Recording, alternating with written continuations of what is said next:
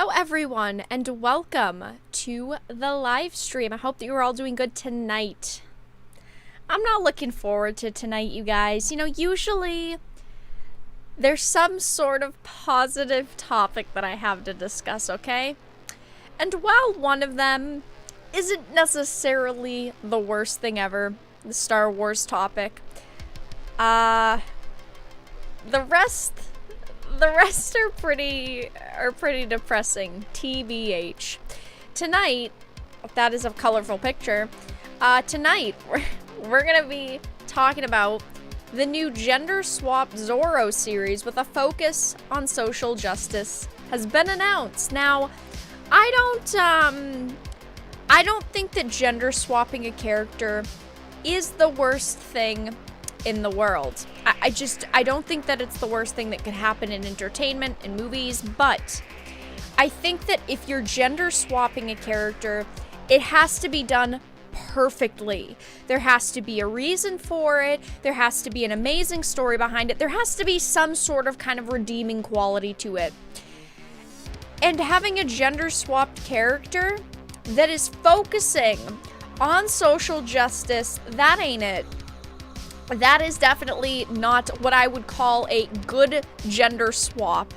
That is probably the worst kind of gender swap that you could do, is putting a story behind a swap like that. You know, social justice, get the bad guys.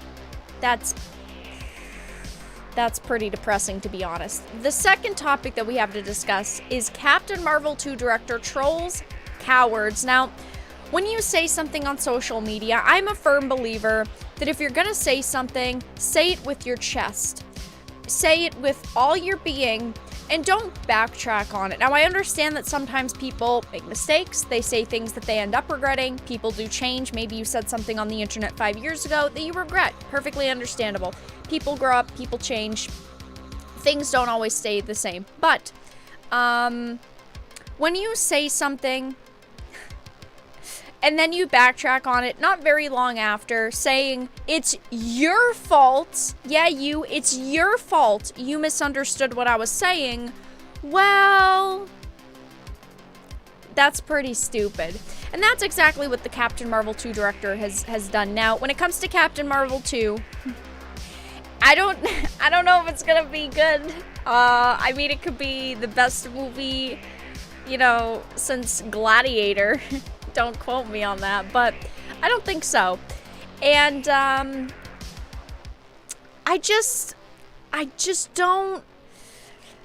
don't believe that a director that is walking into a franchise that has so much that had so much backlash in the first movie, I don't think that you can be oblivious to what's going on. Now, let's look at Captain Marvel 1 for a minute. The first movie had a ton of backlash. It had a ton of people who didn't like it. It got a lot of press coverage, and not positive press coverage. So you know, when a director is walking into a project like that, that they understand that backlash, and they know what they're getting themselves into, in a sense. And the Captain Marvel 2 director decided to troll cowards and then backtrack and say, it's your fault that you don't understand what I mean. I never meant it in the way that you're perceiving it as. The next topic is something, the most positive topic of the night, which is something that could turn out really good or it could turn out really bad, because I've seen very, you know, people with both sides kind of trying to defend it in one angle and then people trying to defend it in another. People are very torn on these announcements. Now, Disney announced 10 new Star Wars TV shows are in the works, and I myself am pretty torn on it, because I do feel like this is Disney milking Star Wars for all that it is. I do think that they're just trying to milk Star Wars, the brand, see what they can get out of it, see if they can get another good show like The Mandalorian. But at the same time, as a Star Wars fan, I'm pretty happy to see that they're making more Star Wars content. I think that it's hard for me, as a fan of Star Wars, to say this is a bad move, because while it does really look like they're just trying to, you know, squeeze as much money out of as they can out of the Star Wars franchise, at the same time, these shows could be amazing. These shows could be just perfect, but we don't know. And then the final topic of the night is one that I am dreading talking about. Now, I've covered the Cyberpunk situation pretty closely. I've been playing Cyberpunk myself. If you're watching this live, hi, how you doing? Tomorrow night, I will be finishing the game live on stream, 7 p.m. Eastern. Be here or be a loser. And I was really excited for this game. A lot of you guys know this. I've covered it. I've defended CD Projekt Red. I've given them my all as a fan. I've done everything that I could. I purchased 2 copies of the game. I have a PC version. I have the Xbox version behind me. I tried my best to support a company that in the past has been a really great company. And unfortunately, Cyberpunk flopped. It's broken records for sales, but when I say flopped, I mean quality-wise. The story's great. The gameplay's pretty good, the characters are great, voice acting's great, but the game is full of bugs and glitches, no matter what platform you're playing it on. Now, PC users are experiencing less bugs, but there's still bugs all across the board in every version of the game that you're playing. And basically, CD Projekt Red and the people who run the Cyberpunk 2077 account had posted this today. And of course, it's written, they're saying, by the CEOs and the heads of CD Projekt Red, basically saying, we knew that the console versions of the game were broken. And they did admit that, yes, we realized looking back now, it was a really bad idea. But as a lot of you know now, they didn't give reviewers the copies or review copies of the console versions. And they basically said, we're sorry, try to get a refund for the game, and that's it. And while I'm glad that they came out and made a statement at all, because a lot of companies don't make statements, this statement just wasn't good enough in my opinion. So we're gonna read into that in a little bit, but yeah, they basically came out and said, we're sorry for not showing you the game on the base last-gen systems. We know that there's a lot of bugs and problems. We're going on vacation, which I understand, you know, the holidays are here, people are on vacation, understandable. Hopefully in January, we're going to have a patch. In February, we're going to have another patch. And, if you're not happy with your purchase, try to refund it. And to me, it's kind of like, why didn't you just be honest at first and give people review codes so they wouldn't purchase the game if they didn't want to and they wouldn't have to sit in line, you know, on the phone for 3 hours hoping to get a refund? But we're going to talk about all of that. We're going to start off with the Zorro topic in just a minute. But before I do that, hi guys, how are you all doing? I hope that your evening's going well. I hope everyone is doing okay tonight. We've got some interesting topics to cover. One positive, the rest negative. Ding ding ding. It is what it is. I like to cover super positive topics a lot of the time. I would love to always cover positive topics, but these are topics I feel are pretty important to talk about. Well, at least they gave Zora some sweet knockers. Hey. It's probably fake, right? Like, they show you this art so you are okay with her being him being gender swapped, her being gender swapped. And then it ends up that the art and it's just like scribble doodles and it sucks and there's no boobs. That's how they get you to buy the first couple of volumes. Disney can't handle this much on their plate. I bet half of these shows are going to be woke. Possibly. I like to keep a positive outlook when it comes to things like this. I understand that there are a lot of worries surrounding them right now. A couple of them probably will be woke, but all we can do is hope that they'll be good. Playing modded Skyrim. Evan, you're always playing Ark or modded Skyrim. We gotta get you a new game, my friend. I'm doing good. I hope that all of you are doing good as well. Welcome into the chat. We're going to get started on the first topic in just a minute. It's not the consumer's fault, idiot. It's the shareholders' fault. They wanted the holiday market. Huh? Question mark? Vera, you don't have a real copy? A real copy of what? A real copy of what? Cyberpunk? You mean the copy that's behind me? I'm excited and anxious. I got a response from Game Rant for their newswriter position I applied for. Well, see, now you're leaving me in a kind of weird position, you know. Do I congratulate you preemptively and then possibly jinx you? Or do I ignore you and say, wow, okay, and then move on? I'll give you a preemptive, hopefully not jinxful. I hope it goes well. Factual. I hope that it goes very, very well.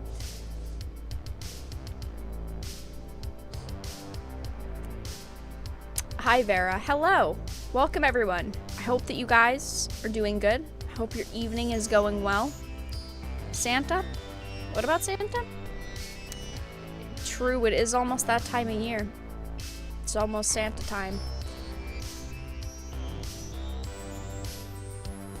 Alright, let me check something really quickly. Let me bring this up. I'm just trying to... Okay, there we go. I just wanted to make sure my YouTube dashboard was working, because sometimes it decides not to work. Yeah, sometimes it decides not to. Guys, for tonight and tomorrow, we still have Cyberpunk donation notifications on, so if you guys want to donate, those are still on. They'll be on until after stream tomorrow, because after stream tomorrow, I won't be playing Cyberpunk for a little bit.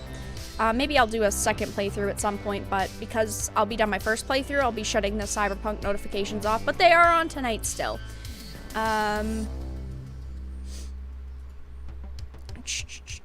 Okay, so let's thoughts on the Winx Club reboot series on Netflix, Vera? You know, can we stop with the reboots?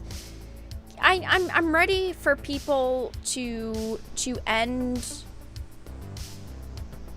I'm ready for people to end the reboots. I've had enough of reboots. She was calling Marvel cowards. We're gonna read that. Yeah, we're gonna read it in just a minute.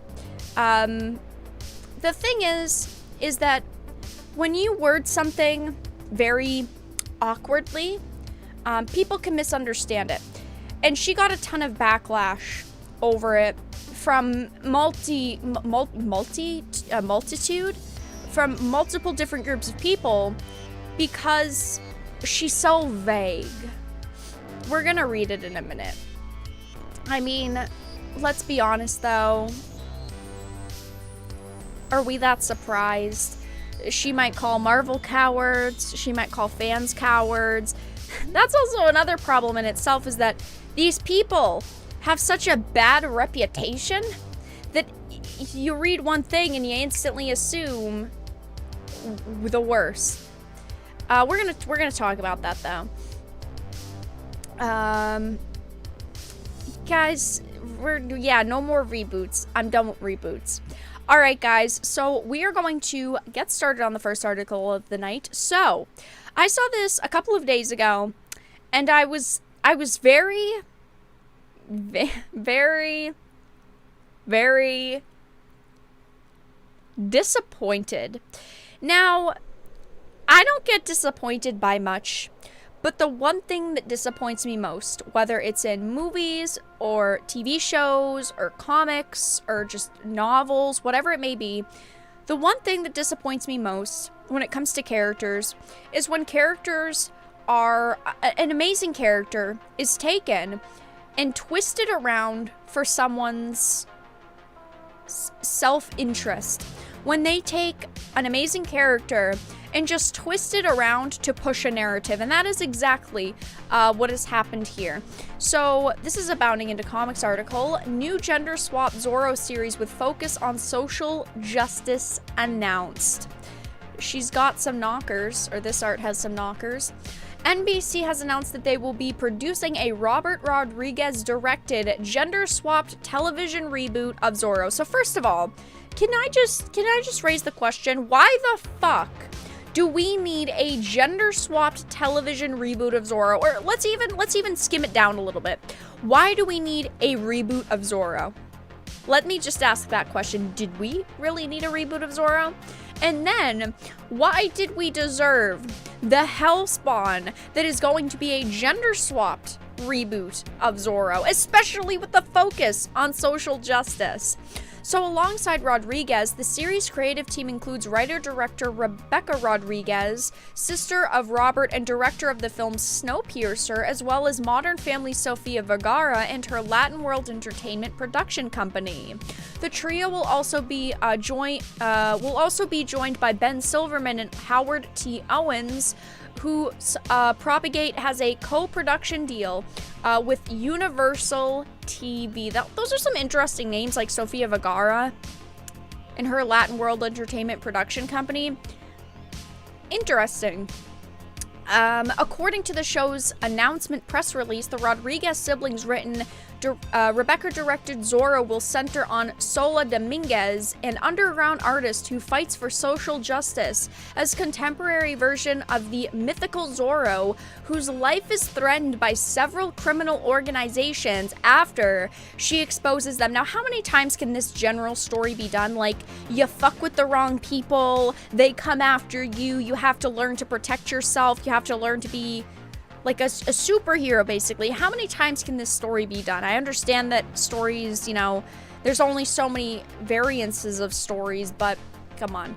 I do want to say, also scrolling back up really quickly, I think that it's really interesting that there's a sibling duo writing this. You have the brother, you have the sister. I think that that's actually really interesting. Now, who knows where that will go, but I do think that it's kind of cool to see that stuff happening. But an underground artist who fights for social justice, that right there is Batwoman Season 2. Isn't it? Because Batwoman Season 2, what's the character's name? Ryder? Isn't that the character's name? Anyway, whatever the character's name is, they're like this artist who just takes on the mantle of Batwoman, who fights for social justice and is also a lesbian. So it's kind of like the same thing. You're kind of stealing someone else's title just to fight for social justice, but you're also artsy and craftsy and a little bit edgy. I'm just not sold on these stories. Here's another art. Lady Zorro rides again.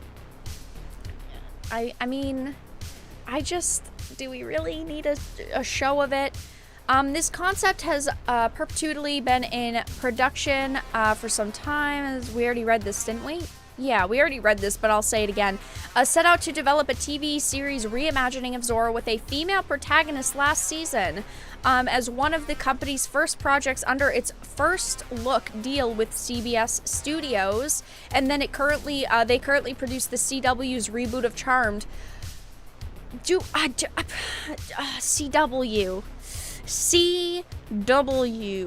the CW. How many times can they fuck something up? The CW hero shows were decent at first. I'd say like the first couple seasons of most of them were okay, and they've just slowly but surely gone downhill in quality. Can we keep the CW away, please? I know that at this point they're like considered skilled at what they do. They're knowledgeable on what they're kind of doing when it comes to like superhero shows, but I don't have any faith in them anymore. Here's an image of a Lady Zorro comic book. Not so fast, amigos. Face the flames or face the wrath of Lady Zorro. Interestingly, Robert Rodriguez developed the 1998 Antonio Banderas-led The Mask of Zorro alongside Steven Spielberg and Band of Brothers director Mikhail Salomon. Now, I want to say, this is the only saving grace in my opinion. The only saving grace is the fact that he did develop the 98 The Mask of Zorro, but at the same time, as the article says, the two were eventually replaced by GoldenEye and Casino Royale director Martin Campbell. So, Robert Rodriguez does have a little bit of experience when it comes to Zorro, but again, at the same time, I don't want to give someone too much credit because they were replaced. They didn't create some blockbuster fantastic movie, like a James Cameron movie. But that is like the only saving grace to the situation, in my opinion. Even though the story itself doesn't sound very good. That film featured Catherine Zeta-Jones as Zorro's adult daughter, Elena, who was stolen from him as a child. I actually didn't mind this movie. It was actually it was pretty entertaining, at least to me. Now I'm waiting for chat to go, why would you like that? But it says this announcement was also covered by Nerdrotic, who commented sarcastically that NBC deliberately recycles an unoriginal idea and possibly brings balance back to the universe and defeats sexism. True. Big true. So scrolling down a little bit, says, are you excited for a female-led Zorro series? Let us know your thoughts on social media or in the comments below. I do think that, you know, even if they're saying right now it's going to have a focus on social justice, okay, so we know that ideas for shows and movies can change all the time.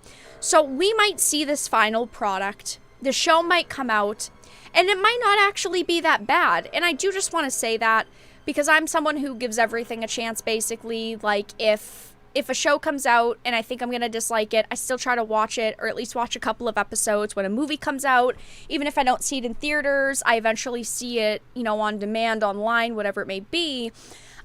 So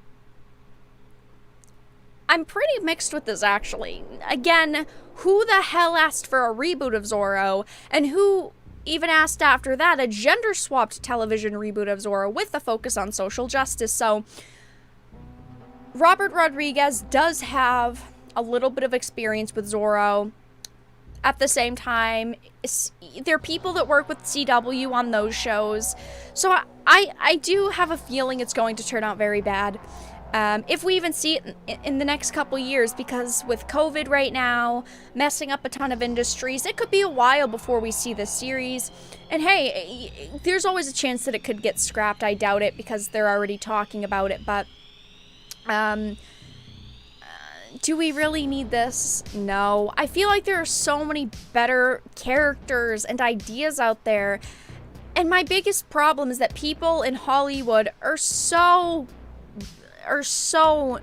you know, empty in the head. They've got no creativity, they've got no originality, and this is the only way that they can keep their networks going, is by taking old characters, rebooting them, you know, putting a flip on them, social justice, gender swapped. It's just so disappointing to me.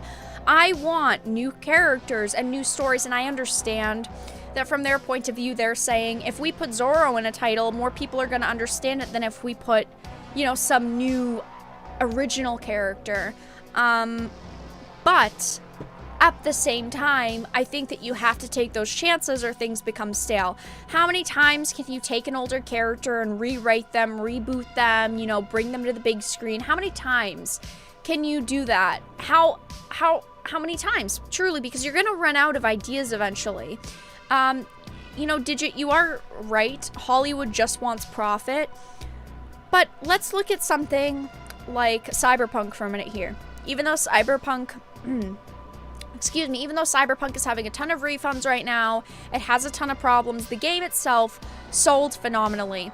It was a new franchise. We're talking about a new franchise with a good company behind them. So why can't, like, I don't know, Marvel take one of their great characters or write a new character, because they have that reputation. So that's my only thing, is like, these companies eventually are going to have to grow up in a sense and actually start writing new things. They're going to run out of ideas eventually, and people are going to stop purchasing their products, seeing their movies, because it's going to all get stale if you just keep recycling the same characters over and over and the same story over and over. You have to take a chance. And unfortunately, with this, I don't see a chance here. I see them going in a route that they think's gonna make them a lot of money, because, you know, everyone thinks woke sells, social justice, female Zorro. I don't think it's going to turn out good. I will, of course, give it a chance. I'll see it when it eventually comes out in 5 years, because COVID and because nothing's happening right now. But it is what it is. You can only do so much. As a fan, you can only say, you know, start writing better things so often, because none of these companies truly listen to fans. They only listen to fans when they know the only people the movies are going to sell to are real fans of these franchises. It's creative bankruptcy, exactly. It's unfortunate, because I wish that more people in these industries were more creative, but that's not the case anymore, if you know what I'm saying. It's pretty dead in the head. They're pretty dead in the head. Something tells me that they first wanted to create a series about a female artist who fought for social justice, then they looked around for a name to slap on it to make it attractive. Exactly, 007. That is not wrong. We've heard of that happening before, is that people go into projects looking for a specific throwaway character, in a sense. Well, Sofia Vergara isn't the actress. As far as we know, she's not the main actress. She's just part of the project. So I don't think she's going to be female Zorro. But all we really want is something original that doesn't insult our intelligence, not rehash again. Very, very true. That Brie Larson picture is cursed, I know. There's not too much with this topic, you guys. I just kind of wanted to go over it really quickly, because so many people have sent it to me going, read this, read this, read this. Okay, I'll read it. So, Captain Marvel 2 director trolls cowards. As a lot of you know, and a lot of you remember, Captain Marvel 1 was kind of a cursed film. While the media praised it and said that it was an amazing portrayal of a female character, strong, you know, independent, all that, blah, blah, blah, blah, blah. At the same time, a lot of people said that they didn't like the movie, said that it was a bad movie. Do I think it's the worst movie ever created? No. Do I think that it was harshly misdone by Brie Larson's casting? Yes. I personally don't see a lot of character in Brie Larson. I just think that she's a very poor actress. I thought that she did good in the movie Room, or The Room. Anyway, I thought that she did really decent in that one. But in Captain Marvel, I just felt like she really didn't play the part properly. She's just kind of a mediocre actress. And we all knew that when it came to Captain Marvel 2, there was going to be a lot of controversy around it. And this movie hasn't even started filming yet, and there's already lots of controversy surrounding it. So Captain Marvel 2 director trolls cowards. Captain Marvel 2 director Nia DaCosta trolls and calls out the cowards on Twitter, which follows the casting news from the Disney Investor Day presentation. Following the Marvel announcements from Kevin Feige and official confirmation Nia DaCosta is directing Captain Marvel 2, DaCosta tweeted, "Tag me, you cowards." No worries though, as it turns out Nia DaCosta was simply having fun. As it says, it shows from Marvel Studios, Brie Larson returns as Carol Danvers in Marvel Studios' Captain Marvel 2, directed by Nia DaCosta. Joining the cast are recently announced Miss Marvel Iman Vellani, I think that's how you say her name, and Monica Rambeau, played by WandaVision's Teyana Paris. So, she had tweeted this out. Now, the thing with the directors and actors like her making a very, very, very vague statement like this is that people misunderstand it. So clearly, when I saw this, I understood that it was her saying to Marvel, "Tag me, you cowards," because it's a joke, "Tag me, you cowards," and some people don't understand that. Because she didn't get tagged in the original post.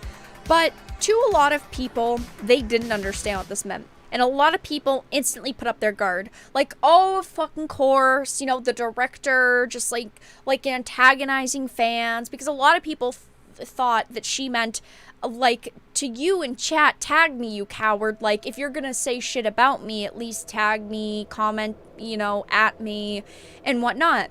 And that's the problem with a lot of directors like this, is because you never know what their intentions are. Because one minute, they are nice people, they're funny people, they're you know, throwing fun little sarcastic remarks at people. And maybe you'll make a statement, you know, saying that their acting skills were mediocre, and they'll respond in a funny fashion.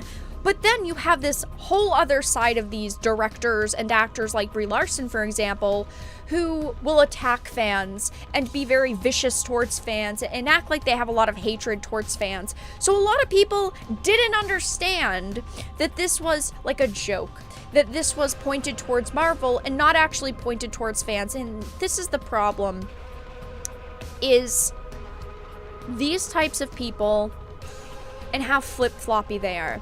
Because if actors and directors like this weren't flip-floppy, in 1 minute weren't going from being nice to fans to attacking fans, we would never question their characters. We would never question when they post something like this, which is like a little bit, what do you mean?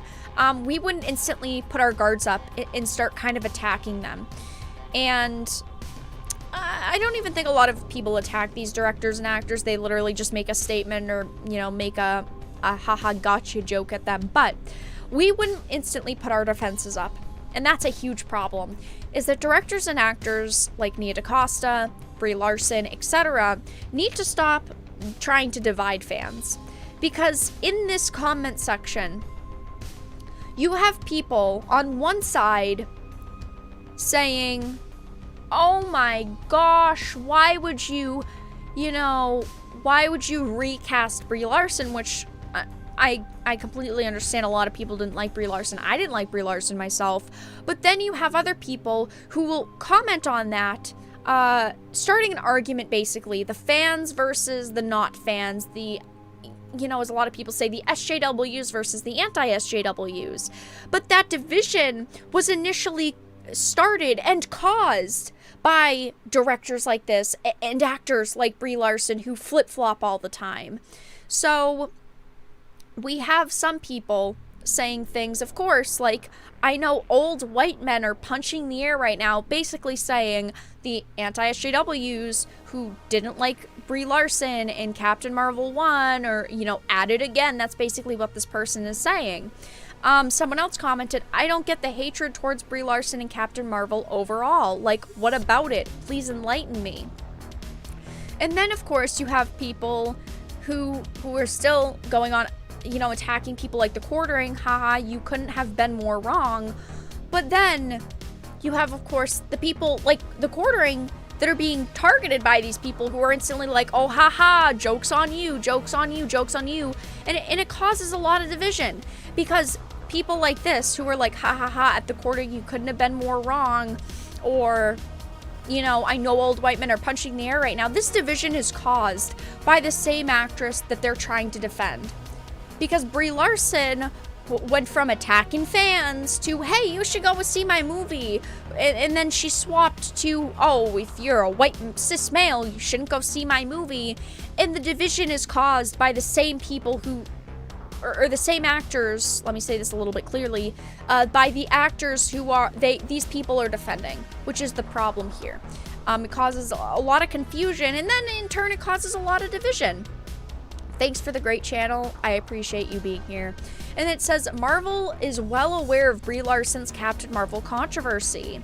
While Nia DaCosta might simply have been having fun with the tweets, what it confirms is that DaCosta, Marvel, and Kevin Feige are well aware of the controversy surrounding Brie Larson and Captain Marvel.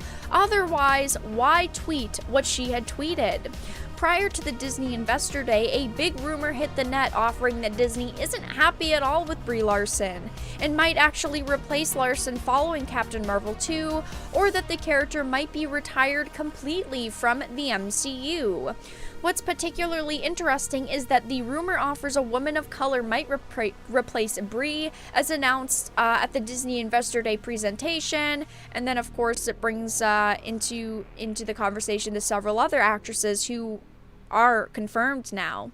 It says it should also be said that when Captain Marvel was released, it generated a lot of controversy, including that it's been said that Disney had to buy up ticket sales in order to prop up the movie's box office, so as to not make it look like a failure. There were those white dudes and political comments from Brie Larson and the cast, and the release of the movie saw Rotten Tomatoes, headed by a former Disney executive, change its rating system. So yeah, it's kind of one of those situations where, is this itself a situation? No.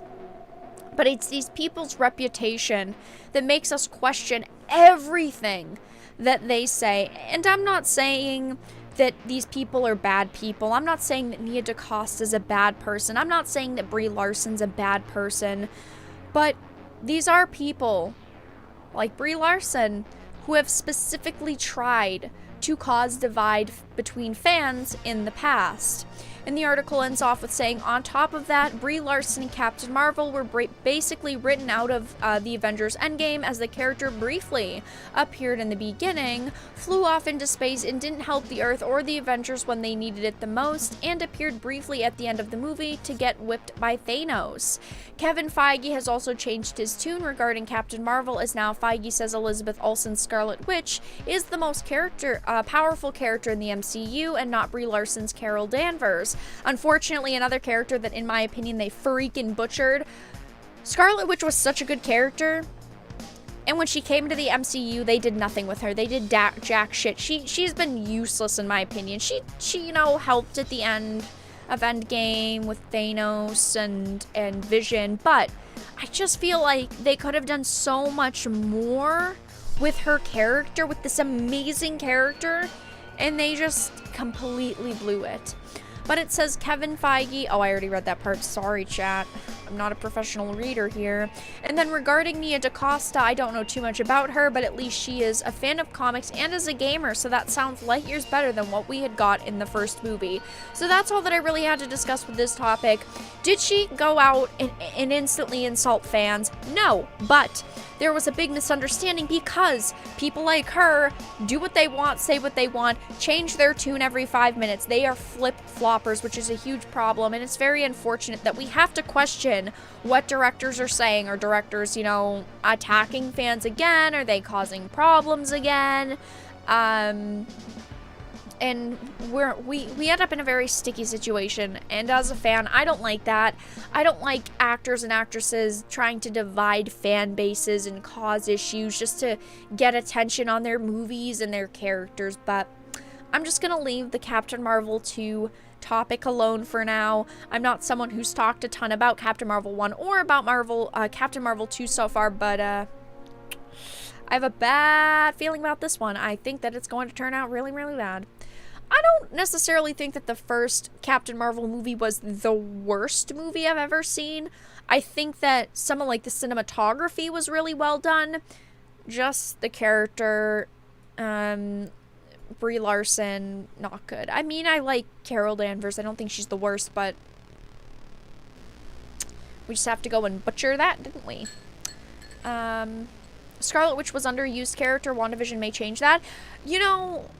Prometheus, also, hi. You've been in a lot of streams lately. I see you. It may change her character up a bit, and change her prominence in the MCU. I am very excited about the WandaVision show, because I love Vision. I love Scarlet Witch. I think that they're both two very unique characters. And to me, it was really cool to see their romance. I usually don't like romances thrown into superhero movies. Like, okay, we have, Batman and Catwoman, or, Batman and, Wonder Woman a little bit. We, of course, had Wonder Woman and whatever. We've had a couple of small romances. Spider-Man, Superman in his romances, but I thought that they were a very unique couple, and their romance was very unique because it didn't all just happen in one movie, like bing, bang, bang. They're in love. No, several movies, lots of time drawn out. I liked it. So I hope that the WandaVision show will be really, really good. I like the general direction that we've seen with it so far, so I have hope for it. First time here, this girl is speaking hot. Wow. Thanks. Well, welcome. Thoughts on Star-Lord being bisexual? I don't believe it. I don't have a problem with a character being bisexual. That's not an issue to me. My issue is that Star-Lord has always been a player. Star-Lord has always been, ladies, when I walk into a room, I'm taking one of you home. So to see his character change so drastically, I don't necessarily like it. It's like people say, it's like them trying to change Kirk, saying Kirk is bisexual, Kirk is... No. Ladies man. No. Again, I have no problems with a character being bisexual or you know, LGBT. I have no problems with any of that. My problem lays in that you're changing a character's backstory that is pretty important to him because he's always been a ladies man. Smooth. Star-Lord being bi in a galaxy where aliens don't have a term for being bi is stupid. I think that no matter what the circumstances were, it'd be pretty silly. The trailers for WandaVision looked pretty good. It's the only MCU consistent content I'm excited for other than Loki. I was literally just gonna say, what about Loki? What about Doctor Strange 2? Who are you? You're lame, but you redeemed it in the second half of that comment. Yeah, I'm looking forward to WandaVision, Loki, Doctor Strange 2. I'm curious about Thor Love and Thunder. We're gonna have to see. Like, I have a bad feeling about it, but it might turn out okay. I am not looking forward really to Captain America, Falcon, Winter Soldier. I'm not really looking forward to any of that, but Loki, Scarlet Witch, Doctor Strange 2, all things I'm super excited for. See what happens with them. I give everything a chance. I give all these movies a chance, all these shows a chance.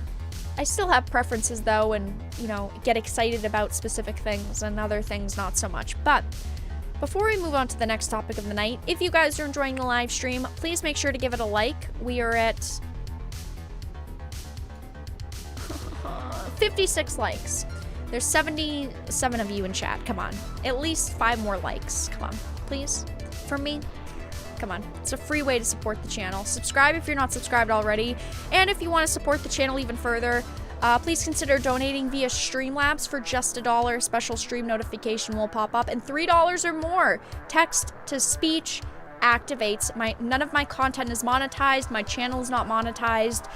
YouTube won't monetize my channel, so if you want to support, that is the best way. I don't have super chat set up because YouTube won't accept me into their sphere, so we've got to make do with what we have. I also have a Patreon in case you want to support month by month, longer term, so consider supporting. All of the links are in the description, and the donation link is in chat and in the pinned comment of the chat. You know, Johnny, I kind of disagree with you. The actor who plays Thor has the charisma of a doorknob. Well, I don't necessarily disagree with you, but I don't necessarily agree with you. And my thing here is that he's not the most charismatic actor, but have you ever read a Thor comic? Like, Thor has charisma, but he's also not, you know, as bright of a bulb as someone like Doctor Strange, so I think that he plays off the character very well. Yeah, YouTube doesn't like me, guys. YouTube will not monetize me. I've been trying for like a year now, so please, if you want to support the channel, consider donating via Streamlabs, because I don't have channel memberships and super chats set up. Or you can become a Dark Titan via Patreon for just $1 a month. All the links are in the description. Timothy Chalamet, he's an okay actor. See, Paul Atreides, I haven't seen Dune yet, but I don't think he's gonna be a Paul Atreides.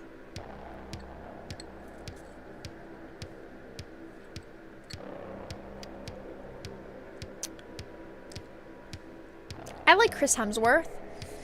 And it's not just the female in me. It's like I think that he's been in other stuff that's pretty good. Yeah, YouTube won't monetize me, so best way to support Streamlabs, Patreon. I have a PayPal link in the description in case you want to donate that way as well. Yeah, it's very unfortunate. They don't like me very much. Hey, thank you, Digit, for the $3 donation. No text-to-speech. You could have just used that text-to-speech to tell me a joke. You could have just got the chat to laugh, and instead, you blew it. But thank you, Digit Cookie Virus, for the $3 donation. Much appreciated. Soya tradies? Probably. You can always claim YouTube won't monetize you because they are sexist and put how they monetize someone. Thunder throwing shots. I've never pulled, as you guys know, I've never pulled the gender card, and I never will pull the gender card. I've like made jokes about it, like, oh no, a company won't send me a free Xbox or a free PlayStation 5 because I'm not cool enough. But I'm a girl, so it's not fair. But like, I would never seriously pull the gender card to get monetization or to get any sort of free items. Sorry, can't leave a proper like, was using the TV to watch the stream. Do you have a cat? If you do, hi cat. They can hear me because I'm on the TV. But, come on, Susan? Yeah, am I right? Fuck it. Come on, Susan. It's not very nice, you know? It really isn't.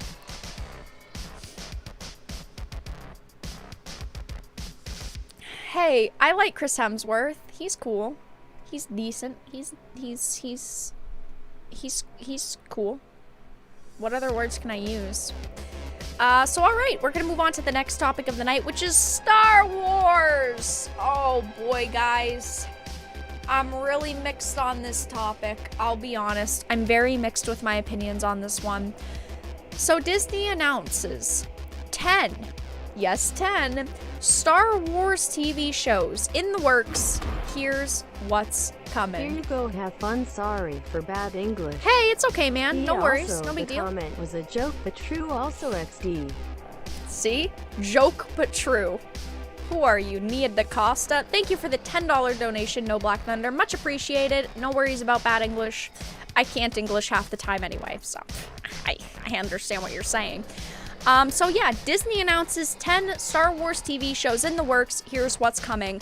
I am extremely torn on this topic, you guys. Now, as a lot of you know, I'm a huge Star Wars lover. Knights of the Old Republic is the best game on the planet, best game to ever be created. I love Star Wars.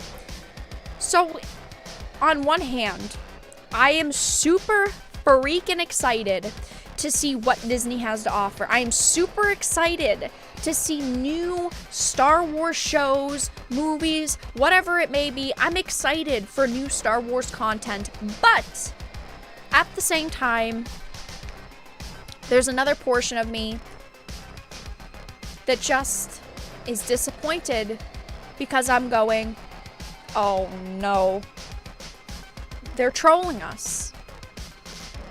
They are scamming us. They are milking Star Wars for all that it is worth. So that's why I'm extremely conflicted on this, because I want it to be good. I want there to be tons of Star Wars shows. Sure, I am all for that. But at the same time, I kind of view it as they're milking Star Wars dry. So Star Wars fans who can't get enough of the franchise may have just gotten the early Christmas present of their dreams, as Disney unveiled a whopping slate of 10 new Star Wars television series coming to Disney Plus over the next 2 years, including some based around characters that are already fan favorites. Why no ad block? I don't use ad block for websites that I'm reading their articles. I think that if I'm reading your article, and it's a good article, I don't use ad block. Why not just give them the ads? I'm supporting their product anyway. If it's a bad article, I usually archive it anyway. So, we've got a lot. The most highly anticipated may be the Obi-Wan Kenobi series, which brings back Ewan McGregor in the title role with Hayden Christensen. reprising his role as Darth Vader in a show set 10 years after the events of Revenge of the Sith. I am so fucking pumped. I've never been so pumped for a TV show. Oh my gosh, gimme. Can it come out now? But on the other hand, another part of me is going, oh no, what canon are they gonna fuck up? What existing lore are they gonna fuck up? What are they gonna do wrong? What's the awful script gonna look like? What's the awful directing gonna be like? Who are the awful supporting actors gonna be? It's kind of a give and choose. I am extremely excited for the Obi-Wan series. I've really, of course, loved, you know, Darth Vader, Anakin Skywalker, Obi-Wan Kenobi. These are some amazing characters. And to see them bring back Hayden Christensen as Darth motherfucking Vader is the bomb. That is so awesome in my opinion. But at the same time, I am extremely worried that they're going to have this show and it could ruin a lot of existing lore, a lot of existing characters that we care about. So, oh, it's so iffy. It's so iffy. I just can't decide. Am I happy? Am I sad? Am I gonna cry? Am I gonna laugh? What am I gonna do? So, also high on the list for fans will be the new series called Lando. I honestly think that that is the least popular series out of all of these, truly. I am not excited for a Lando show at all. I could care less. Lando is a good supporting character. I do not think that Lando deserves time in the spotlight. I do not think that Lando is main character material. I'm sorry. I know that's an unpopular opinion, maybe a little bit, not really, probably not. But I just don't think that Lando has it. Then we also have Ahsoka, which will star Rosario Dawson. That will be set in the same timeline as the Mandalorian series. If you haven't seen the recent episodes of The Mandalorian, Rosario Dawson is playing Ahsoka. We did get a little bit of Ahsoka, not that much. Really cool to see her back, but it does kind of mess with the canon. Her coming back does kind of ruin that a little bit, change it up a bit. But I think that an Ahsoka show would be really cool because Ahsoka went from being one of the most hated Star Wars characters to one of the most beloved. And that is because it is all due to something that Hollywood does not know now, guys. Say it with me. Good character progression. Guys, please type it in chat. Good character progression. She went from being this annoying little twerp to being this awesome, cool, badass, skilled, not Jedi. That is good character progression. And that is why I love Ahsoka so much. Because I'll be honest, I didn't like her at first. She was a mediocre character. I didn't care about her. But over the years, with the Clone Wars and now with The Mandalorian, she's cool. And I think that a lot of you, if you're a Star Wars fan, would agree as well. Disney also announced Season 3 of The Mandalorian will be released on Christmas Day 2021 with another show called Rangers of the Republic that will also take place in the Mandalorian timeline. You can all see that they're banking on The Mandalorian, which really worries me because The Mandalorian Season 1 was decent. It was pretty good. Season 2 so far, again, it's been pretty good. I've seen a lot of problems with it. I've seen a lot of things that I don't like about it, but I think that some of them are, the episodes were good, and I think the basis for the show is good, but I think that they're banking too much on The Mandalorian, and I think that it's going to kill The Mandalorian, truly. Too much of a good thing can become a bad thing. We knew that Season 3 of The Mandalorian was coming, though. It's their best show that they have so far. And then there is a droid story featuring R2-D2 and C-3PO that is also coming out on Disney+, along with the new anime-styled Star Wars show called Star Wars Visions. We don't really know much about the droid story besides it featuring R2-D2 and C-3PO. Cue drunk 3PO in the chat. I think that that's going to be maybe interesting.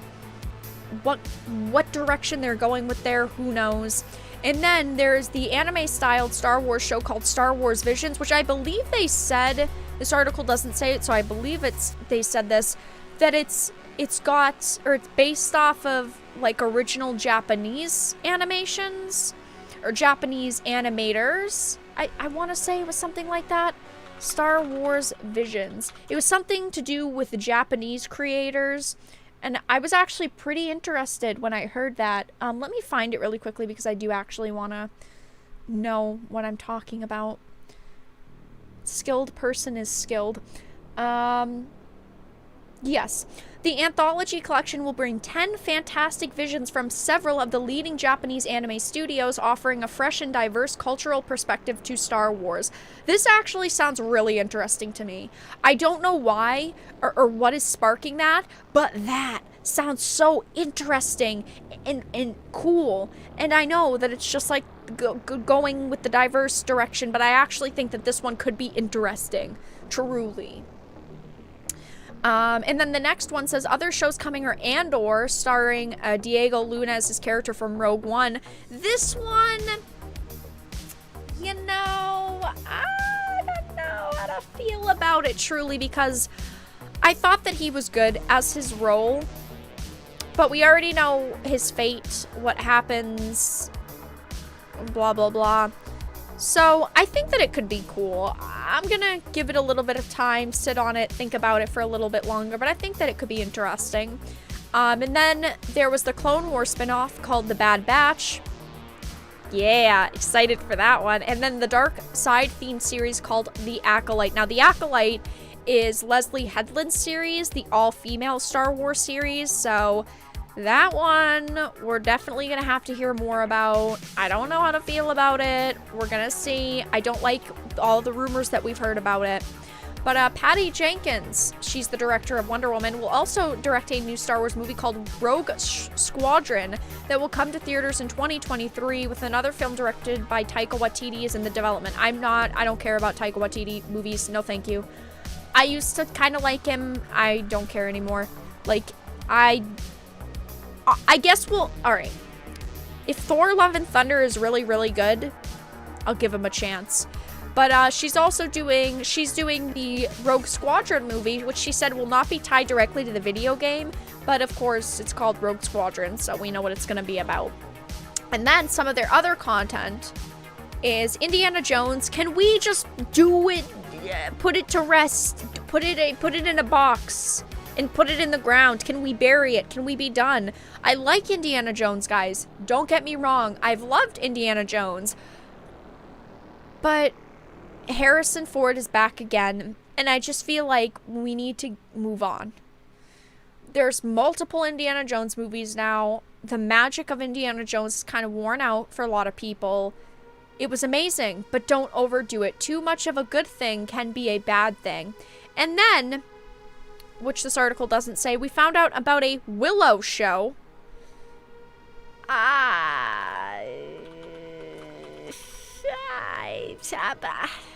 You know, I really like Willow, obviously. I think that everyone in chat likes Willow. Let's be honest.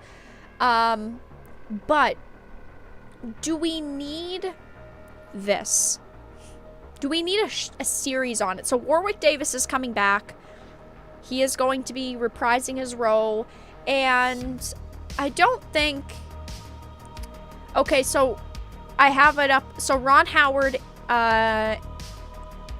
is returning to the project as an EP, an executive producer, and of course Warwick Davis will be returning as Willow.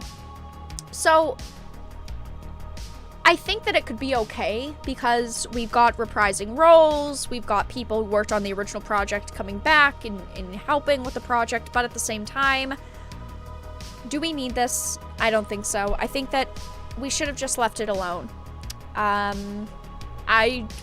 A little bit questionable about it. Again, I'm not going to prematurely judge it. If it comes out and it's great, that's awesome. I'd be super pumped for it. But we don't know at this point in time what the story's going to be, what's going to happen.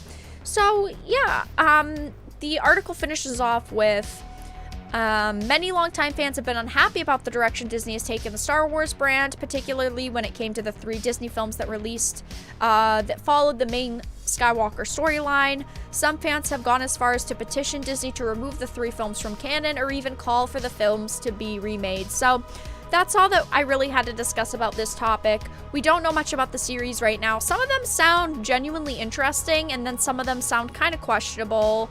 Not really anything that I think we'd be interested in, but give it a chance. That's what I do. We'll have to see when we have a little bit more information on them. Who or what is Willow? You should definitely look up Willow. Willow was really, really good. You should look it up. You should look it up.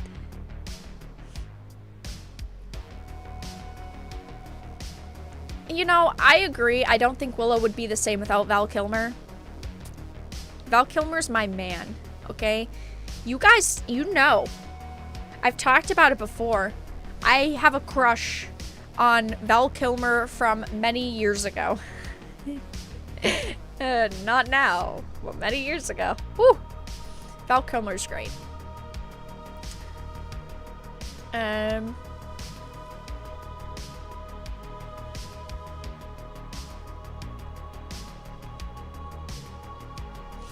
Let me read chat really quickly. Willow does not need any modern Hollywood bullshit. I agree, Drew.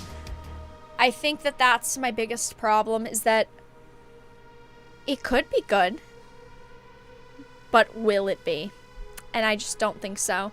Val Kilmer is the true Batman. True.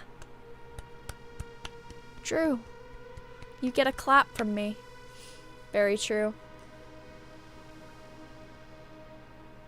Going to bed, just thought I'd pop in and say hope you're all doing well. Vera, stay awesome. Good night. Have a fantastic night. Thank you for stopping by. I do appreciate it. See, I think that there are franchises and series that could be remade that could be good. But it's 2020 and I don't want anything to be remade anymore. I'm done. Whenever things get remade, they get ruined. Ruined! Why not remake the Disney trilogy? They've already made billions off of them, so why not erase them and let George Lucas do them right? I agree. They've gotten their money. Just let the master do his thing. Alright, guys, so we are going to move on to the final topic of the night. Now, I've talked about Cyberpunk a lot here on the channel. I was extremely excited for this game. I've been live streaming it. I have one more stream to do tomorrow night if you're watching this live. Hi, by the way. If you're watching this live tomorrow night at 7 p.m. Eastern, I will be live streaming the end of Cyberpunk 2077. And I've had a very mixed experience with it because when the game works, the game is amazing. When the game is not buggy, is not broken, it's playable, I think that the game is really good.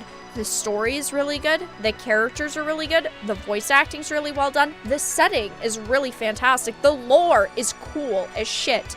But unfortunately, the PC, PlayStation version, and Xbox versions of the game are all having problems with bugs and glitches. I've said it in the past, I don't think that graphical bugs are the biggest issue.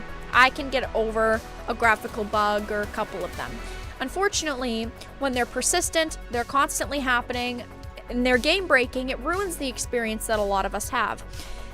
And if you followed Cyberpunk at all, you probably know that it's having a lot of problems right now. The launch of it just wasn't good. And apparently, the game is being mass refunded. Now, I had talked about this in my video today about how it's currently being review bombed on Metacritic. It's got awful Metacritic scores right now, and CD Projekt Red's stocks have extremely tanked compared to what they were a week before launch. They have completely tanked, unfortunately for them, and they finally had to make a statement. Now, I want to give CD Projekt Red props for this really quickly because they made a statement. A lot of companies, like let's look at EA, say, can we cut CD Projekt Red some slack? No. I did cut them a lot of slack. I purchased 2 copies of their game. I've tested their game. I've given them a lot of slack. It's finally time to not give them slack, because while I did cut them a lot of slack, they need to be called out like I'd call out any other company. I'm not going to be a hypocrite. I'm not going to play the favorite game. I'm going to be honest. They don't deserve a lot of credit now. And I want to give them credit for making this statement, because if we were talking about EA or Activision, we wouldn't get a statement. We wouldn't get an "I'm sorry" at all.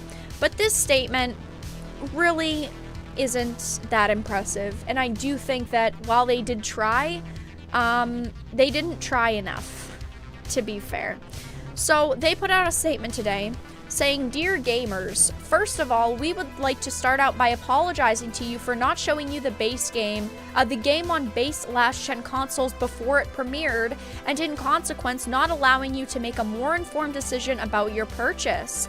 We should have paid more attention to making it play better on the PlayStation 4 and Xbox One." This is a huge problem for me, is that they didn't give out review copies of this version, or these two versions of the game. I think that it was extremely important for them to be transparent. Every game launch, if you are press, you get the choice of which copy of a game you want. You get the choice if you want it on a console, if you want it on a PlayStation or an Xbox or PC. You always get that choice, and they didn't give people a choice in this case.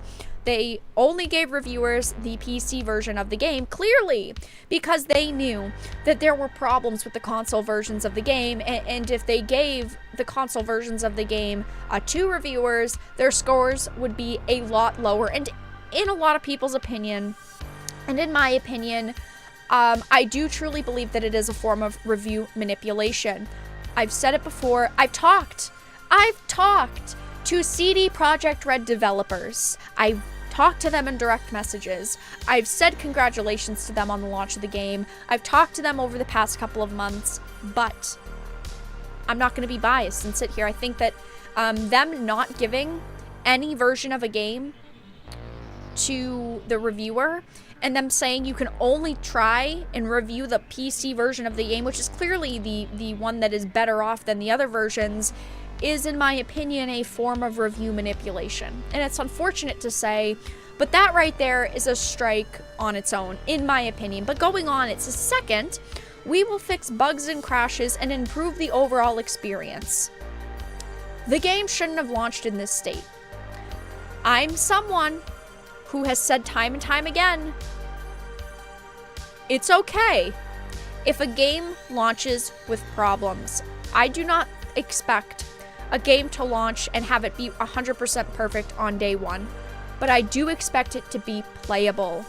And unfortunately, it didn't launch in a very good state. It doesn't have to be perfect. It has to be playable and acceptable. It says the first round of updates has just been released, and the next one is coming within the next 7 days. So that's good. They did release up to 1.4, and in the next week, they are going to be releasing a little bit more of an update, but we have to admit that these few updates aren't going to completely fix the game. These updates are like, oh hey, we're gonna fix a couple of the problems, but for months, the game is not going to be in a good state. It says expect more, as we will update frequently whenever new improvements are ready. Of course, they are taking time off for the holidays. I'm not saying that they shouldn't take time off for the holidays. They worked hard on this game launch. They did their best with what the executives wanted. And I'm not going after the developers here. I'm going after the executives who made this choice. These executives got so greedy that they said, we don't care what state your game is in. It's launching, so you might as well do whatever you want to it. That is shitty. I am not blaming the developers. They were given an amount of time, and while I do think that the game definitely could have been in a better state, ultimately it's up to the executives who are saying we're launching the game on this date, have it ready by this one. It says, after the holidays, we'll continue working. We'll release 2 large patches, starting with patch 1 in January, and then patch 2 in February. So we're already talking a couple of months out before the game gets a bunch of patches. It says, together, this should fix the most prominent problems gamers are facing on last-gen consoles, and we will be informing you about the contents of each patch ahead of their release. This won't make the last-gen look like it's running on a high-end PC spec or next-gen console, but it will be closer to the experience than it is now. And finally, we would always like everyone who buys our games to be satisfied with their purchase. We would appreciate it if you would give us a chance, but if you are not pleased with the game on your console and don't want to wait for updates, you can opt to refund your copy. You know, if you want to sit in a phone line for 4 hours trying to get refunds. For copies purchased digitally, please use the refund system of PSN or Xbox respectively. And for boxed versions of the game, please first try to get a refund at the store where you bought it. And should this not be possible, please contact us at helpmerefund@cdprojectred.com, and we will do our best to help you. Starting from today, you can contact us for a week up until December 21st, 2021. PS PC gamers will also be getting regular updates and fixes improving the game. Humbly, and then it goes on to list the executives, CEOs, all of the people who decided to have the game launch in this state. I like CD Projekt Red. I want this game to be amazing. I am disappointed with the state of it, and I know a lot of other people are as well. It's disappointing to see this happen. As someone who has talked about it a ton, talked about how much I like CD Projekt Red, I am disappointed in this game. Now, it's not the worst game to release. In the past couple years, we've had Anthem, we've had Fallout 76, but I do think that this is probably the third or fourth worst launch we've had of a game in the past 10 years. I truly do. It's disappointing to say. Now, my problem with their final statement is that they say, try to refund it. And if you can't, try to contact us. They should have been transparent about the game in the first place, so people wouldn't have to fight for a refund. If they had shown gameplay of those console versions, and they had given reviewers those versions of the game to honestly review, they would have lost a lot of money from pre-orders, a lot of refunds, but people also wouldn't be in the state that they are right now, which is stuck in a hard spot because these companies are getting so many mass refunds right now. They're saying it's going to be an extra week before you get your refund, an extra couple days before your refund processes, and a lot of stores, like physical stores for physical versions, won't accept copies of a game back once they're open. Some do, some don't. It's very iffy, but it still sticks people in a very hard spot, and it's very unfortunate to have to see this happen. Vera hasn't finished the game yet. Tomorrow night at 7 p.m. Eastern, if you're watching live, hi. Tomorrow night, 7 p.m. Eastern, I'll be finishing Cyberpunk on stream. I'm finishing the end of the game. So far, the game is amazing when it's not broken. The game is amazing when there's not bugs. The game is amazing when there's not glitches, and that's my biggest problem with this, is that if it launched even 30% better than the quality it is right now, it would be in one of the top games of the generation for me, and it would have had less than a month to win that spot. Truly. No Man's Sky is worth the purchase now. So No Man's Sky is the prime example of what CD Projekt Red has to do now. Now listen, guys, okay? Put a 2 in chat if you're listening. 2 in chat. 222 if you're listening. No Man's Sky launched, and it was a fucking disaster. No Man's Sky launched, and it was a Yo. Okay. Nice way to interrupt me. All right, I'll forgive you because of the donation amount. Thank you, Eduardo Picardo 0224 for the $4.20. Yo, I'll forgive you this time. Okay, that's funny. What was I saying? Oh, No Man's Sky. No Man's Sky launched, and it was terrible. No Man's Sky launched, and the quality of it was abysmal. They have been working on No Man's Sky for years. Since its launch, they have been working on it for years. All free updates. All the DLC for the game has been free. And CD Projekt Red needs to do that now. They need to go this route. They need to have all content for Cyberpunk free. They need to put out as many updates as possible for free. And I talked about this in my video earlier today. They've said that they're working on a multiplayer companion game for Cyberpunk 2077. They need to stop that. I hate to say it. Their development power needs to go into this game, not another companion game. If Cyberpunk doesn't get fixed soon, I know I'm going to be honest myself, I wouldn't purchase a multiplayer side game for $60 because this game isn't even fixed. Why would I put my time and dedication into another broken game, potentially broken game, after all of these broken promises that they've made? No Man's Sky is the perfect example. Those developers, Hello Games, that's their name, they worked tirelessly for years, putting so much effort into No Man's Sky. No Man's Sky went from being one of the worst games to launch and one of the most disappointing games to launch to one of the best games that is on the market. It is an amazing game now. It is exactly what we expected at the beginning. And I just think that this is what CD Projekt Red has to do now. I don't know if CD Projekt Red is going to listen to people. I don't know if they're going to listen to fans and listen to consumers, but if they do listen to anyone's feedback, your game itself is amazing. The gameplay is great. The story is just so good. The characters, their progression, their backstories, their personalities are fantastic.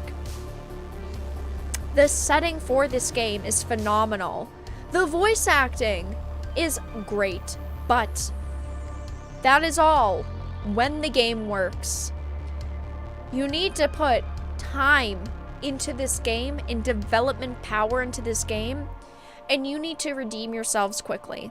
And for me, I didn't expect this game to launch and be perfect. I didn't expect this game to launch and have it be bug-free day one, especially on the size and scale that this game has. But when you're paying $60 for a AAA title, and things like this were said many months ago, where you literally had Cyberpunk 2077 runs surprisingly well on current-gen consoles, according to CD Projekt Red's CEO, and this is the situation happening now where they have to apologize for the quality of the game. Something's gotta change, and you are going to have to work to win people's trust back. Some people harder than others. Do I think that CD Projekt Red's reputation is completely ruined now? No. But I definitely think that they need to put time and dedication into this game. Do I think that it could be a perfect game if they put that dedication in? Yes. Morrowind was still better. We're not gonna get into the Morrowind controversies and opinions, okay, guys? Because that is gonna start a world war in this chat.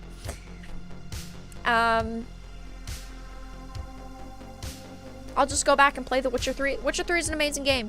Honestly, if you don't want to spend $60 on a new game that unfortunately has a lot of problems, go play Witcher 3. It's an amazing game. Morrowind was a gem. Morrowind sucks big ass. Wow, these are some very differing opinions in chat.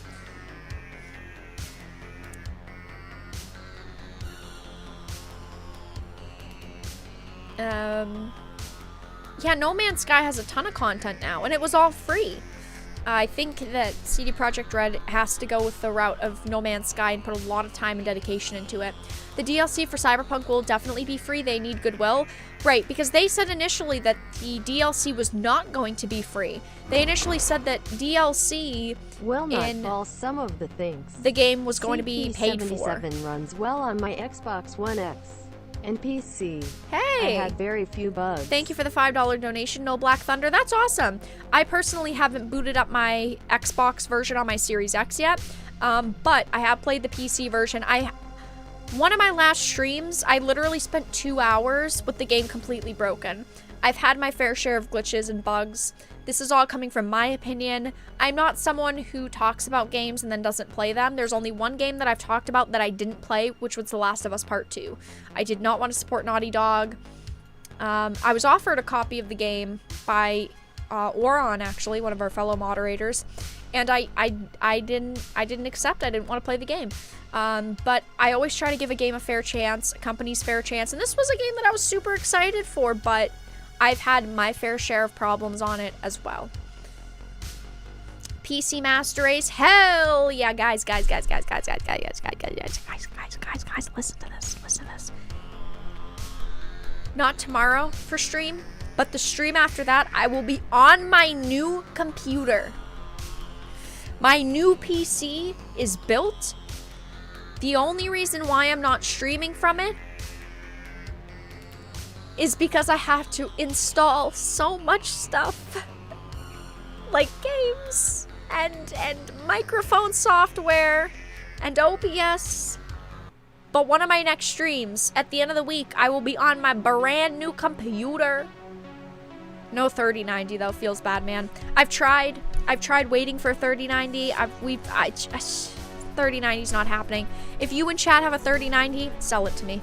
Give it to me now. I'll give you $3.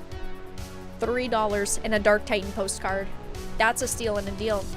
But I am going to be, in the next couple days, booting up fully my new computer. Over the past couple of months, I've also gotten tons of new equipment. As you guys know, I got my new microphone set up. I got a new keyboard, which I haven't really shown you guys. I got the HyperX Alloy... HyperX Alloy Elite 2? Yes.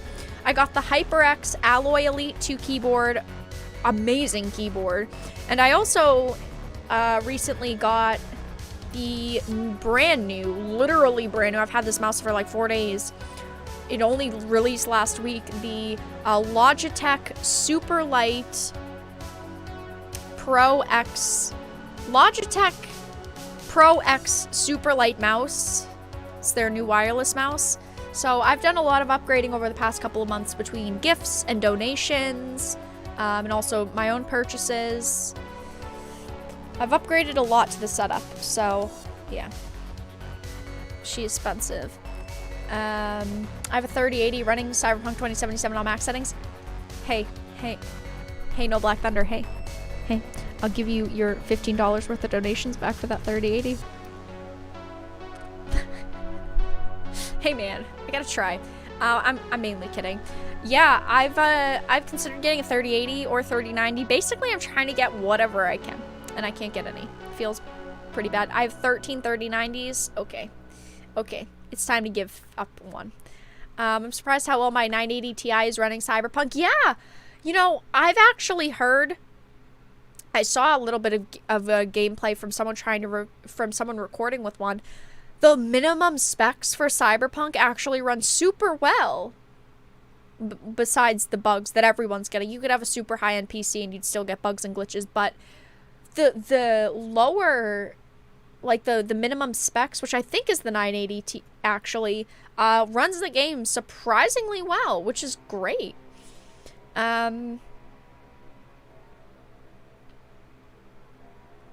A vertical mouse. I wish they would make gaming vertical mice.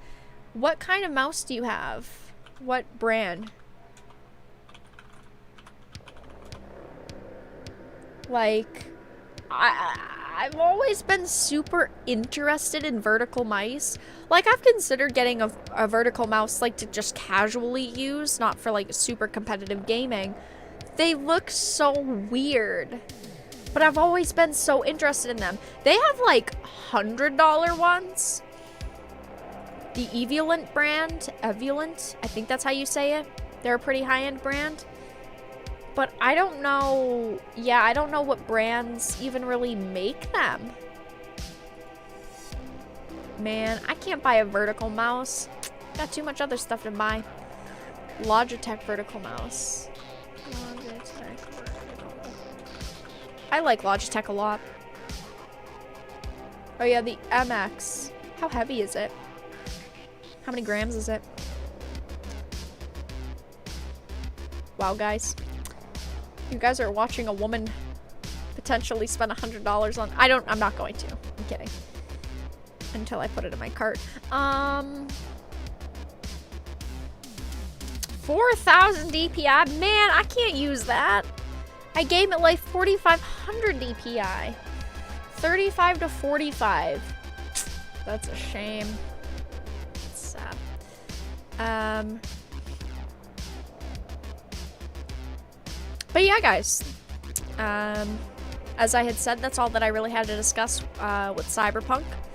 I'm gonna chat for another 5 minutes, everyone.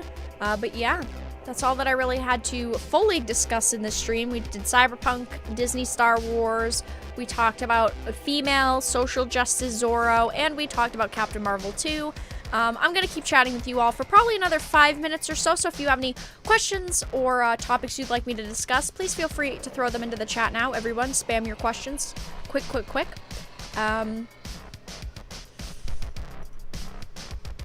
That's why we need a gaming vertical mouse? Yeah.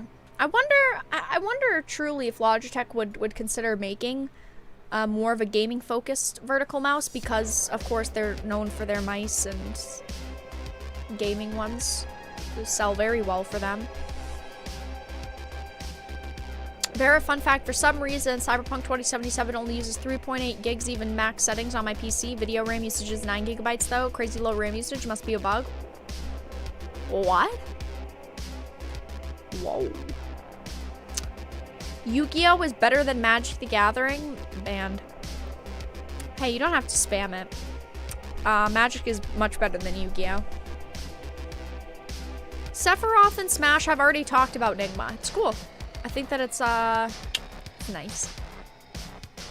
Waiting for some Republic Commando gameplay from you. Man, a couple years ago, had searched high and low for Republic Commando sealed. And it was like $90, $100. Don't know where it is. Don't question me. Don't know where it is. I did find one though. It took forever to find though. It was sealed. Yo, look at this shit sealed. $134 on eBay. It was very intense to find it, and I don't know where it is now. I'll find it again one day. I have it hidden somewhere. I hid it well. Is your Switch in the trash? I love my Nintendo Switch. What do you mean is my Switch in the trash? The Nintendo Switch is great. Very good content, Vera. Keep it up. Thank you so much, Carlos. I appreciate it. And thank you for being a wonderful supporter, everyone who's here. Thank you guys for stopping by, hanging out, watching the content, live streams, videos, anything. I appreciate you. Yu-Gi-Oh! Is horrible. Yu-Gi-Oh! Is on the line of, is it garbage, or is it like supposed to be in the garbage, but isn't really in the garbage? It's like on the countertop. It's very close. Yu-Gi-Oh! Is making a comeback. No, well, Pokemon never really lost its flair, but Pokemon's been picking up a lot of speed because a lot of content creators are opening expensive boxes. Yu-Gi-Oh! Isn't making a comeback though. Why did you dye your hair red? What are you talking about? This is my natural hair color. Your move, Cinder. What? Don't battle in chat. Corpo's storyline's been great so far. Yeah, it's been really good. I'd say average frame rate is 65 FPS in what? Over 80 FPS. Oh, in the outskirts, 40 to 45 in some spots. In the city, just dips, nothing that... Yeah, the FPS droppage is really intense, though. My 1080 Ti does a good job. It surprised me, actually. Nice, nice. I would enjoy your full review of Republic Commando since you are a fan of Star Wars. It's very good. Republic Commando is a good game. That's the best review I can give. I am, in the future, not yet, guys. In the future, I'm gonna do a KOTOR playthrough. And like casually, because KOTOR is the best video game ever. I could never grasp card games. My mind is just too slow. Well, once you have like a deck, let's say Magic the Gathering, or even Yu-Gi-Oh, when you have a deck that plays specific combos, you never forget them after you do them a couple times. Like, you have to do them 50 times, but after you've done it 50 times, you know exactly what to play. It just, it gets implanted into your brain. Azure Lane is also a good game, an anime series. Very true, Steven. Very true.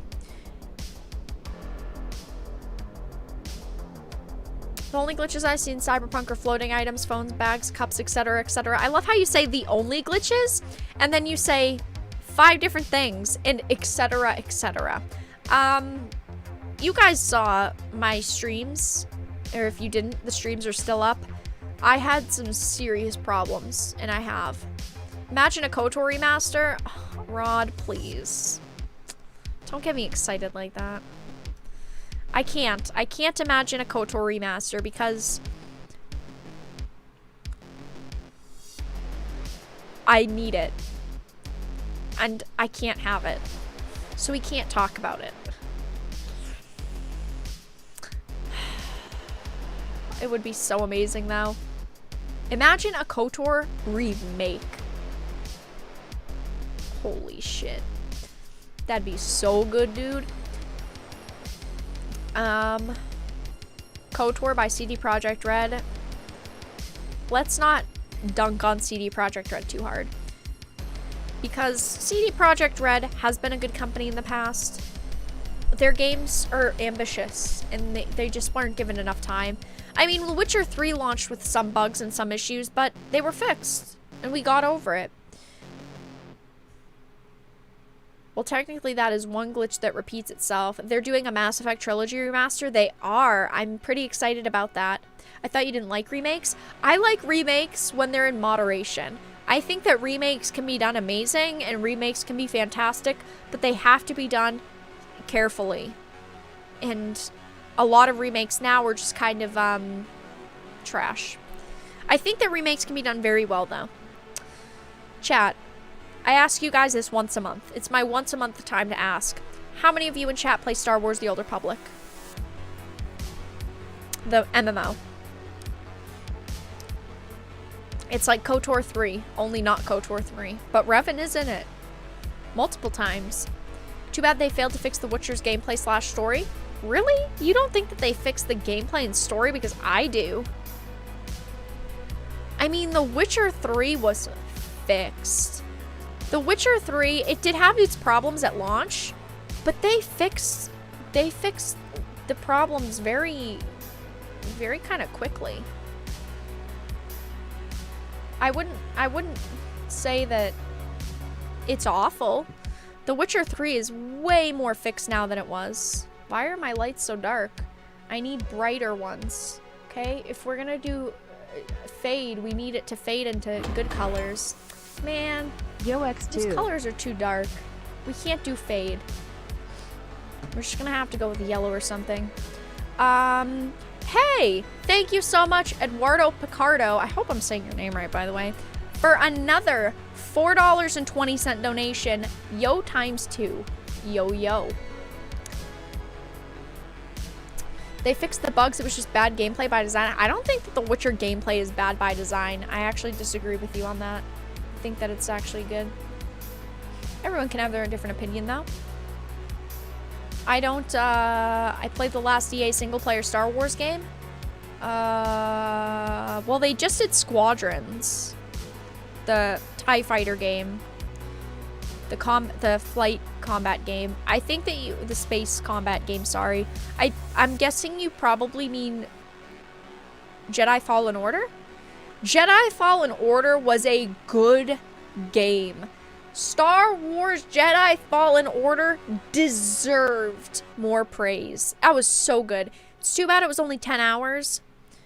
Oh my goodness. So good though. The story was good. How are you? You look beautiful today. Well, thank you, Adam. I appreciate it. I'm doing good. I hope your night's going well. Yeah, Jedi Fallen Order was a good game. Cyberpunk is the first well-made single-player experience by CD Projekt Red. It's broken. I disagree. I think that the Witcher series was great. The Witcher 1, obviously, had a lot of problems. I still think that the story was pretty interesting though. Witcher 2 again had its problems. I thought the story was decent. Witcher 3 is great. The Rise of Skywalker and The Last Jedi killed my interest in Star Wars. Hey, fair enough. Fair enough. Vera, is Miss Pac-Man the best retro game? No.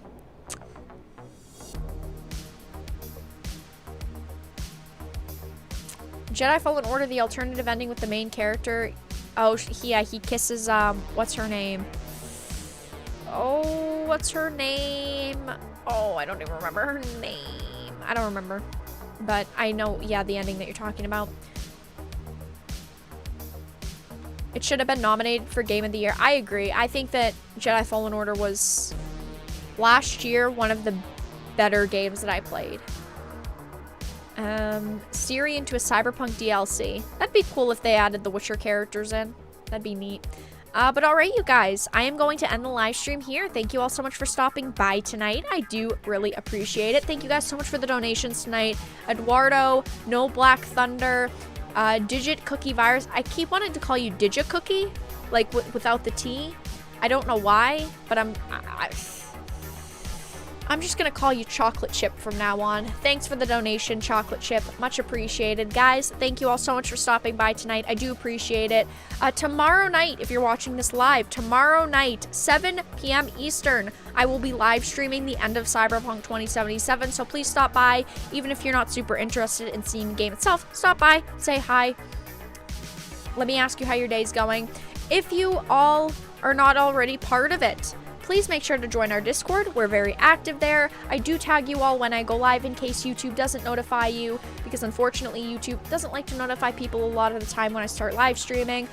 If you want to support even further, you can become a Dark Titan via Patreon for just $1 a month. All of the links are in the description. Like I said, none of my content is currently monetized, so it all really does help the channel. And I do once a month do supporter-only live streams. I will let you all know when I'll be doing my next one, just because usually I do it at the end of the month, usually like the second to last or the last week of the month, but because of the holidays this year, or this month I should say, for the end of this year, the next supporter live stream's a little bit messed up. I did one before Cyberpunk. I did one 2 weeks ago, but I will of course update you all in the supporter chat and Discord. So if you want to support even further, become a supporter. Dark Titan, if you're in the United States and you're a Dark Titan over $10, you get a Dark Titan postcard. All of that information is on the page. But make sure to like the stream if you enjoyed, dislike it if you didn't enjoy.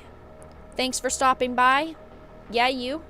Hope your night goes well. Thanks for stopping by, and have a good evening, everyone.